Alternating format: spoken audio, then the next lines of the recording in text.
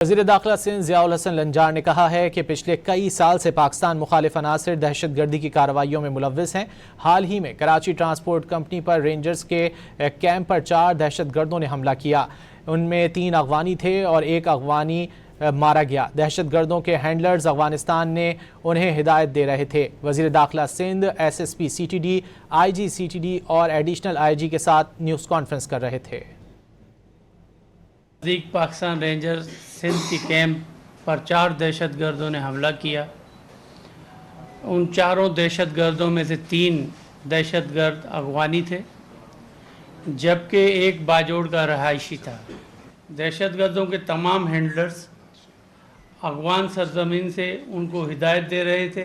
Pakistan rangers Sindh کے کامیاب operation کی بدولت 3 دہشت گرد موقع پر مار دیے گئے اور 1 کو زخمی حالت میں گرفتار کیا گیا، جو کہ افغانی شہری ہے۔ واقعے کے بعد تمام قانون نافذ کرنے والے اداروں نے ایک بھرپور کوشش کر کے حملے میں ملوث سہولت کاروں کے نیٹ ورک کو بے نقاب کر دیا ہے۔